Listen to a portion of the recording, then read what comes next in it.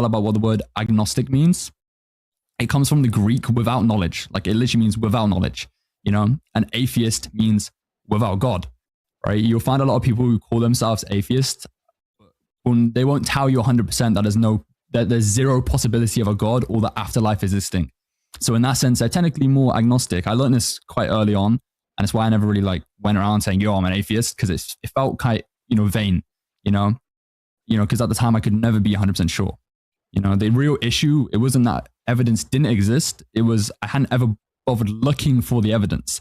I never really investigated what existed. I never looked into the other books at the time. I realized that, that uncertainty of proof, it wasn't, it was from, the absence of effort to find it.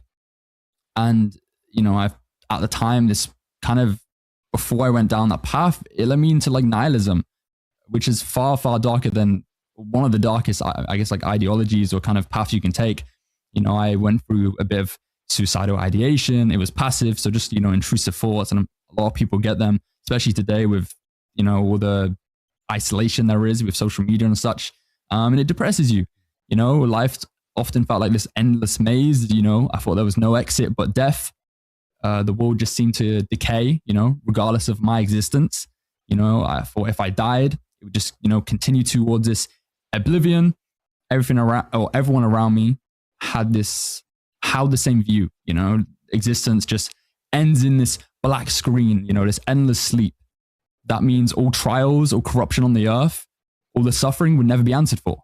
That means there would be no justice. One moment I'd lean towards this atheistic worldview in that nihilism, and the next I'd think, if God did exist, if he did exist, surely a merciful God would forgive me for not knowing. But there's a fallacy there, I caught myself in it. I realized, I'm gambling with forever, wagering what would be eternal destiny on just hope. I had been blessed with the means to, reason, to read, to write, to learn. So I had the capacity to explore the question of whether God was real, or, the question of life seriously. So, why not do it?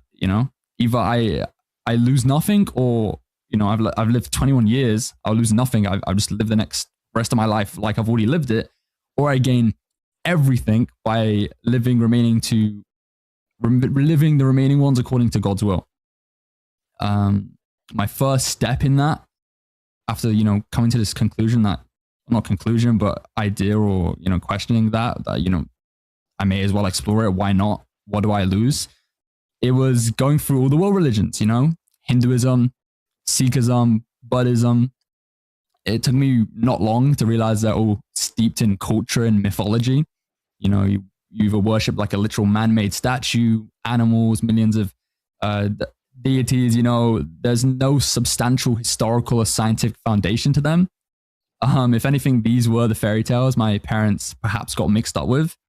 But despite these faiths confusing me, I was still nonetheless convinced that higher power could exist. And to me, the logic to that was, it was inescapable.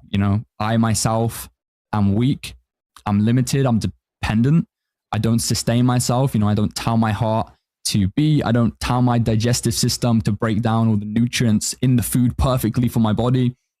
Something, however you look at it, has to sustain me. And the same then must be true for the earth.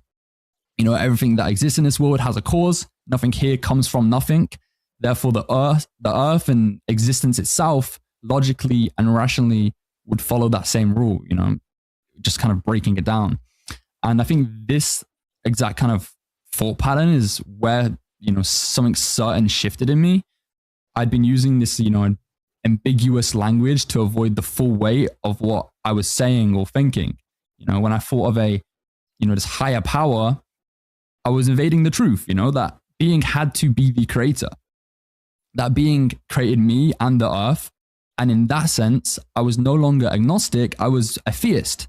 Or in Islamic terms, I had restored my fitra in a way, that kind of innate disposition to recognize that there is a creator was becoming clearer to me. Actually, a YouTube video from brother Lorenzo Hamza, who I think also did a podcast with you, affirmed this for me. he gave the analogy of, you know, like a beautiful painting. Think the Mona Lisa, right? If someone told you that paint was just thrown in it randomly to create, you know, such a meticulous piece of work, you'd think they were insane, you know, like this is impossible. So why do we not apply that to the earth? That is far more complex in design. It's fine-tuned for our very existence. You know, subhanAllah. And what followed from that was, you know, after seeing that in his video, he actually spoke about Islam. But I thought to myself, forget the YouTube videos. I need to consider to myself, what does God actually mean? You know, what does the word God mean? I went to the dictionary, I went to history, like what universally God meant, and it always meant something supremely powerful, all-knowing, independent, and utterly unlike the creation.